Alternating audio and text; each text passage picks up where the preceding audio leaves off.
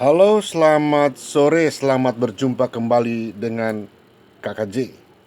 Hari ini kita bicara tentang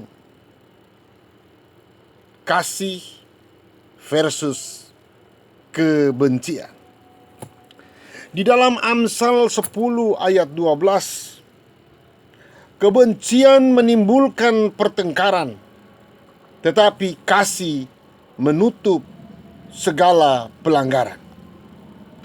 Saudaraku, kata benci berlawanan arti dengan kata kasih. Keduanya mempunyai dampak, yang satu negatif dan yang lain positif. Keduanya juga tidak bisa menjadi satu. Sebab jika seseorang memiliki kebencian, pasti pada saat yang sama ia tidak mampu mengasihi.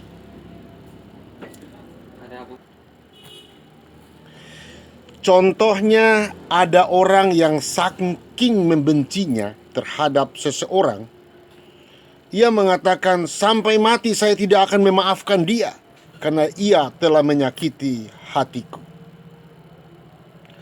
Dalam contoh di atas, kebencian timbul dari sakit hati.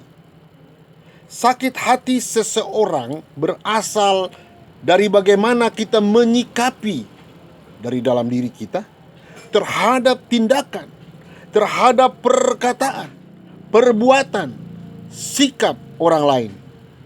Itu dari luar diri kita. Orang tidak dapat mengasihi dan memaafkan karena pada saat ia membenci, ia tidak bisa mengasihi. Dampak negatif dari kebencian adalah menimbulkan pertengkaran. Amsal 17 ayat 14 mengatakan, memberi peringatan, memulai pertengkaran adalah seperti membuka jalan air. Jadi undurlah sebelum perbantahan mulai. Kata kebencian memiliki arti menganggap orang lain itu sebagai musuh. Sedangkan kata pertengkaran memiliki akar kata yang berarti menghakimi.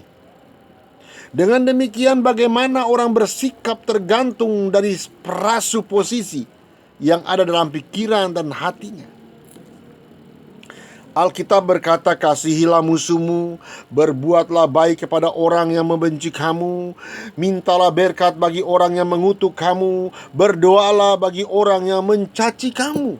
Itu ada di dalam Lukas 6 ayat 27 sampai 28. Ini adalah prasuposisi yang perlu ada dalam hati dan pikiran kita, sebab ayat berikutnya yang menjelaskan mengapa kita bersikap demikian adalah karena kita adalah anak-anak Allah yang maha tinggi.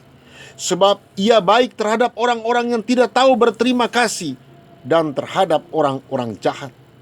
Seperti di dalam Lukas 6 ayat 35, sesuai dengan nasihat firman, hendaklah kamu dalam hidupmu bersama menaruh pikiran dan perasaan yang terdapat juga dalam Kristus Yesus, yang tertulis dalam Filipi 2 ayat 5.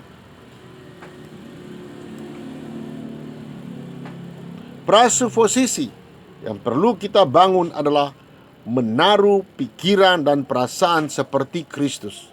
Sebab tanpa prasuposisi ini kita tidak dapat mengasihi ketika diperhadapkan kepada orang-orang yang berbuat jahat, yang merugikan kita, yang melukai hati kita, yang menghina kita, yang memfitnah kita, dan lain sebagainya. Jangan biarkan kebencian menguasai hidup kita. Marilah kita saling mengasihi, sebab kasih menutup segala pelanggaran. Kasih menghindarkan kita dari perbuatan dosa, yaitu membenci sesama.